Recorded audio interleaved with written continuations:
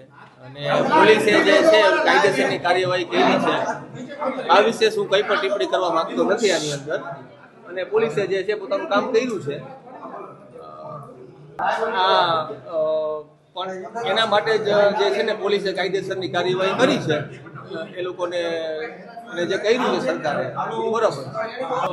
એ તો મને કઈ વિશેષમાં ખ્યાલ નથી પણ જે રીતના પોલીસે જે કાયદેસરની કાર્યવાહી કરી છે અને મારા ઉપર જે ગુનો દાખલ કર્યો છે આગળ બસ હવે જે રીતના કાર્યવાહી થઈ છે એ રીતના આઉટકમ આવે એ રીતના આપણે આગળ વધીશું એની અંદર ના પૂરતા બાઉન્સર હતા પૂરતો સ્ટાફ હતો અને આપણે કદાચ એવું બની ગયું હશે પણ છતાં એના માટે જે પોલીસે એક્શન લીધા છે ગઈકાલે એપ્રોક્સિમેટલી સાંજે 6:00 લઈ અને 6:30 સમયગાળામાં છે ને કાલાવાડ રોડ પર ક્રિસ્ટલ મોલ છે. ક્રિસ્ટલ મોલના આયોજકે ઓર્ગેનાઇઝરે લાલો મૂવીના એક્ટર, ડાયરેક્ટર, પ્રોડ્યુસર અને સ્ટાર કાસ્ટને બોલાવી અને પ્રમોશન માટે એક આયોજન કરેલું. એ આયોજનમાં એ લોકોએ કોઈ પણ પ્રકારની પૂર્વ મંજૂરી લીધેલી નહીં કે કોઈ પણ પ્રકારની જાણ પોલીસ વિભાગને કરેલી નહીં અને જેના લીધે સડનલી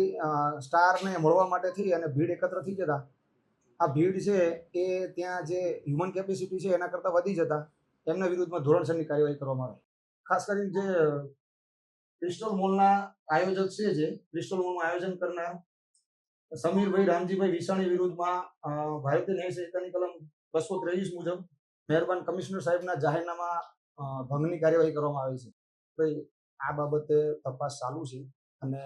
આ લોકો કલાકારોને પણ જરૂર લાગશે તો એમની વિશેષ પૂછપરછ કરીને એમના નિવેદન કરીશું. આ બાબતે બન્યા બાદ તુરંત છે ને અમારા સ્ટાફ દ્વારા અમો સાથે રહી અને ઘટના સ્થળની વિઝિટ લઈ અને સ્થળ તપાસ કરી બાદમાં ગુનાહિત જણાઈ આવે છે ગુનો દાખલ કરેલ છે. ભવિષ્યમાં અમે રાજકોટની જાહેર જનતાને તેમજ રાજકોટના તમામ આવા મોલ કે કોઈ પણ પ્રકારની ઇવેન્ટ કરતા આયોજકોને અમે એવી અપીલ કરશું કોઈ પણ પ્રકારનું આયોજન કરવામાં આવે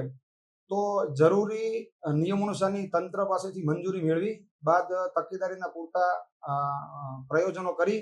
અને કોઈ પણ પ્રકારનું આયોજન કરવામાં આવે જેથી આવી ઘટના ન ઘટે.